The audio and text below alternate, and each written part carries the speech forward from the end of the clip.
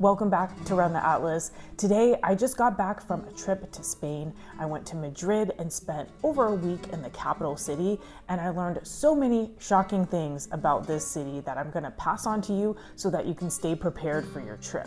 Be sure to stay tuned to the end to capture all of these interesting facts about the city, and be sure to like and subscribe before we begin. The first shock you'll feel as soon as you land. This is the highest capital city in Europe at 2,188 feet above sea level, or 667 meters. So you'll feel a little bit out of breath and the sun will feel very strong. Next, there is no central tourist site here in Madrid. It's not like Paris with the Eiffel Tower or Barcelona with the Sagrada Familia. There is not one centerpiece here in Madrid. Rather, it's a collection of neighborhoods and a collection of sights and experiences. Another interesting thing is that the architecture is all over the board. There's neoclassical, Baroque, Art Nouveau, all throughout. So there's not one center theme with the architecture.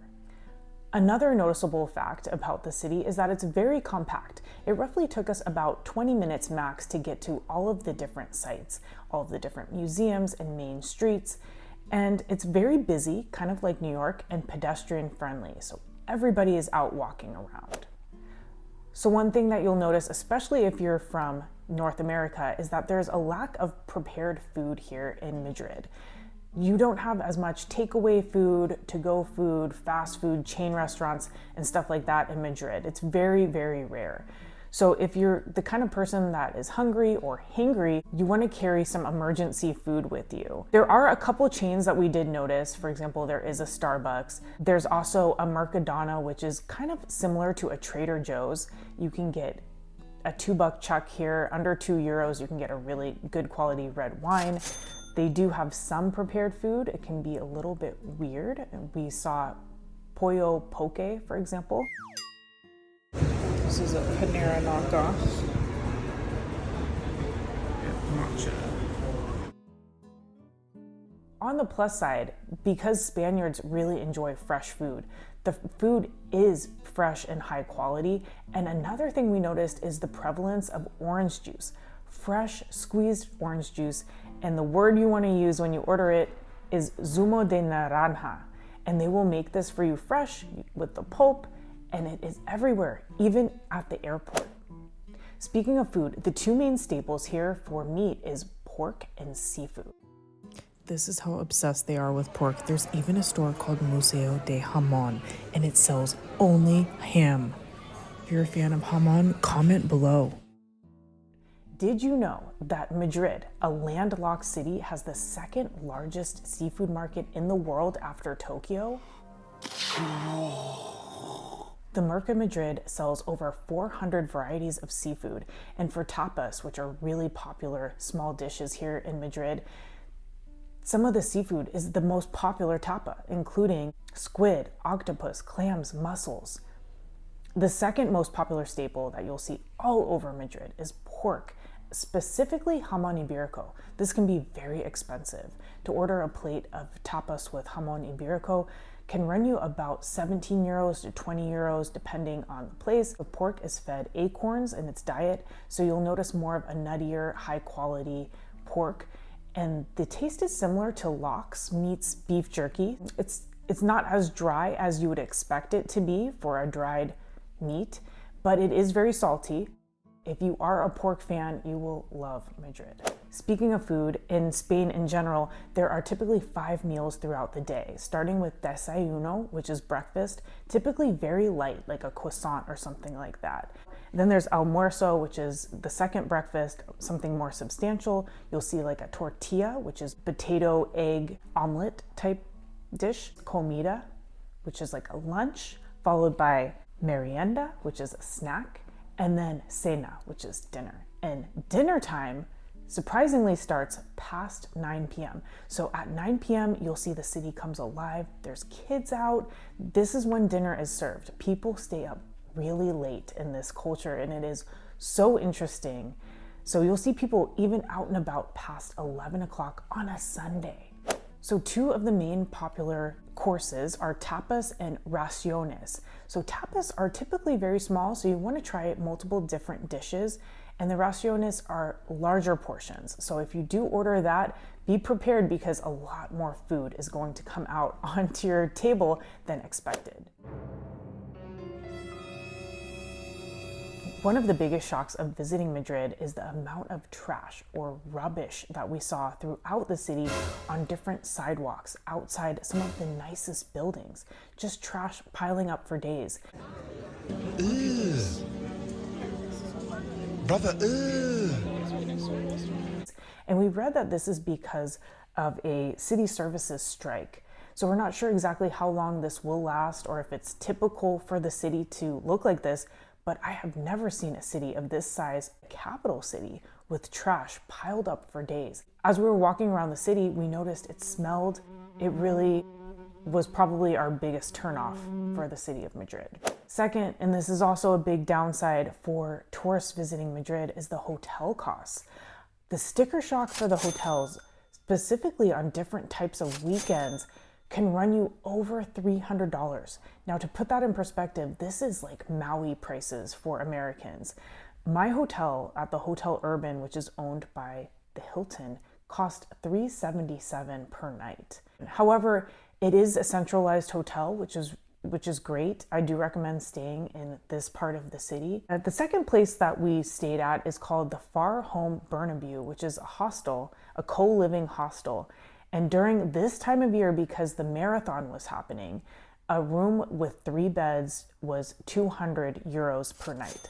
Typically, it's around 50 euros according to their website. Depending on the time of year that you're visiting, the rates can really skyrocket. And that was a shock. Next, let's talk about transportation. The metro is very popular here and easy to use. Tourists can use it. You can buy your card in the metro station. During our trip, we mostly just walked because everything was reachable by foot. We also took Uber and taxi. So these are the taxis. They are about 30 to 33 euros to get to the city center, or you could take the bus. There are no lifts here, so if you're looking to use your Lyft app, that will not work here. The Ubers and the taxis were roughly the same rate, but you can hail a taxi cab just like you do in New York City. One of the main sites that you definitely want to see when you're in Madrid is the museum, specifically the Prado Museum. This is kind of like equivalent to the Louvre, but for Spain. And so you'll see some of the top artists in Spain, particularly Goya and Velázquez. So you'll see these artists in here. There are no photos allowed inside. You will get yelled at if you try to take photos, and it is massive. So we spent about half a day here and we still didn't see all of the different wings of this massive museum. It was so educational to see some of this work because you get to see the Habsburgs dynasty and some of the different portraits during that time. A lot of the paintings here were very controversial. You'll see that in Goya's Black period as well. But one thing to note is if you're looking to go to the Prado, it can typically sell out and the lines get very long. They wrap around the building and even sell out. During parts of the day, tickets might be free. There might also be closures of the museum on different days of the week, so be sure to prepare in advance if you're visiting the museum. Another museum that unfortunately we didn't have time to visit is the Reina Sofia Museum, and this is found at the El Retiro Park. And this houses Guernica, the famous painting done by Picasso depicting the war. So if you have the opportunity to go there, I highly recommend it. This museum is more of the modern art version. Another shock we noticed about Madrid is that the people tend to dress more conservatively. In Madrid, you have all the embassies, all of the main corporations are headquartered here, so a lot of business people are here, government officials, so you'll see people dressed up more, wearing nicer clothing. Speaking of clothing, the largest Zara in the world, Zara is a Spanish brand, and the largest one is based here, and it is 4 stories tall. The store is very tech-driven, so you'll see self-checkouts, and it's really interesting to be in a store that even sells home goods when they normally don't. One of the major ways that you want to soak up the culture here is by heading to the parks. The parks in Madrid are absolutely gorgeous, from the landscaping to the live music that you'll see. This is a great way to spend your time, especially if you're looking for something free to do. Definitely check out the El Retiro Park. A shocking fact about this park is that it has the only statue of the devil here. Another shock about Madrid is the prevalence of English. If you look like a Westerner, people will automatically shift to English for you. So if you are trying to learn your Spanish, you might have to let people know, quiero practicar español, necesito practicar, something like that in order to stick to Spanish. Another shock is the drinking and smoking culture in Madrid. We noticed that smoking is still very popular and also drinking. So throughout the week, you'll notice people drinking, enjoying a glass of wine, cava, beer. The beer glasses are smaller, and that's because they want to avoid the beer getting hot. If you're looking for live music and entertainment, I recommend going to a flamenco show. However, some can be very touristy, others can be more authentic, including the theater and the theatrics and the performance. So I'll put my recommendations here and I'll splice that in. These came from local people, so they recommended the more authentic version. Depending on which seats you get within the theater and if you want tapas during the show, it can get quite expensive. It was about $80 per person. And lastly, we want to say that Madrid is definitely worth going to. We had a blast visiting here. It's very safe to visit. There are hardly any vagrants on the city. There's a very prevalent invisible tourist police, and they're very helpful. One of our favorite things to do in Madrid is just to get lost and wander around. Some of the streets are so cool and they have so much character, particularly the Cava Baja street. We recommend you visit that, especially if you're into tapas and live music, visit that.